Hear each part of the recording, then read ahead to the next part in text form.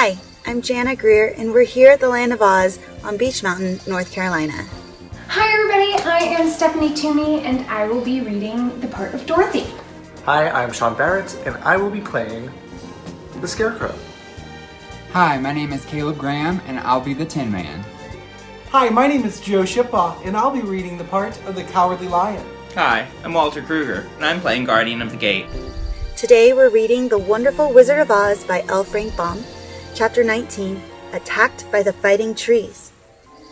The next morning, Dorothy kissed the pretty green girl goodbye, and they all shook hands with the soldier with the green whiskers, who had walked with them as far as the gate. When the guardian of the gate saw them again, he wondered greatly that they could leave the beautiful city to get into new trouble. But he at once unlocked their spectacles, which he put back into the green box, and gave them many good wishes to carry with them. You are now our ruler, so you must come back to us as soon as possible.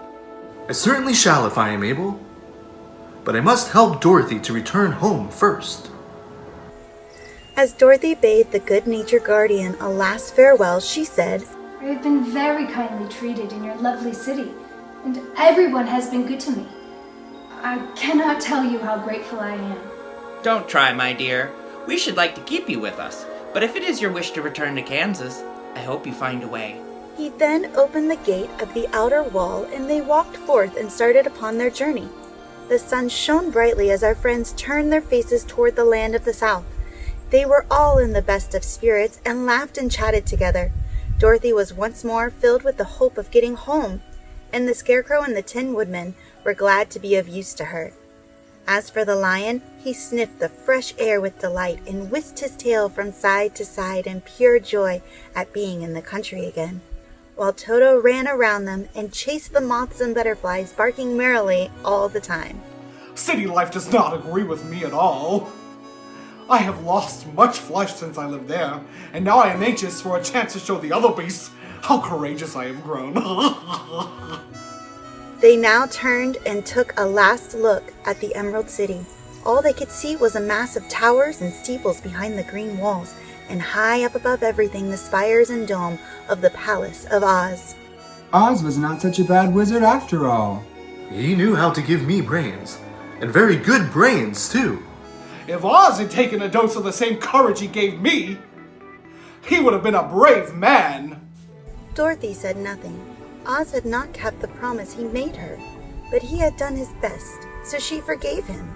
As he said, he was a good man even if he was a bad wizard. The first day's journey was through the green fields and bright flowers that stretched about the Emerald City on every side. They slept that night on the grass with nothing but the stars over them, and they rested very well indeed. In the morning, they traveled on until they came to a thick wood.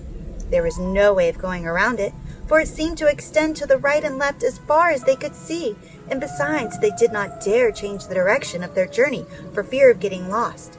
So they looked for the place where it would be easiest to get into the forest. The Scarecrow, who was in the lead, finally discovered a big tree with such wide-spreading branches that there was room for the party to pass underneath. So he walked forward to the tree, but just as he came under the first branches, they bent down and twined around him. The next minute he was raised from the ground and flung headlong among his fellow travelers. This did not hurt the Scarecrow, but it surprised him, and he looked rather dizzy when Dorothy picked him up. Here is another space between the trees. Let me try first, for it doesn't hurt me to get thrown about. This is strange. What shall we do? The trees seem to have made up their minds to fight us and stop our journey. I believe I will try it myself. And shouldering his axe, he marched up to the first tree that had handled the Scarecrow so roughly. When a big branch bent down to seize him, the woodman chopped at it so fiercely that he cut it in two. At once the tree began shaking all its branches, as if in pain. The Tin Woodman passed safely under it. Come on! Be quick! They all ran forward and passed under the tree without injury, except Toto, who was caught by the small branch and shaken until he howled. But the woodman promptly chopped off the branch and set the little dog free. The other trees of the forest did nothing to keep them back. So they made up their minds that only the first row of trees could bend down their branches, and that probably these were the policemen of the forest, and given this wonderful power in order to keep strangers out of it. The four travelers walked with ease through the trees until they came to the further edge of the wood. Then, to their surprise, they found before them a high wall, which seemed to be made of white china.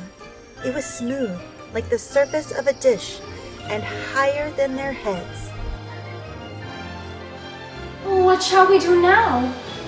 I will make a ladder, for we certainly must climb over the wall. That's it for Chapter 19. We'll have to wait and see if Dorothy and her friends make it over the wall. Until next time, when the International Wizard of Oz Fan Club continues on with the story into the dainty China country. Thank you for joining us today.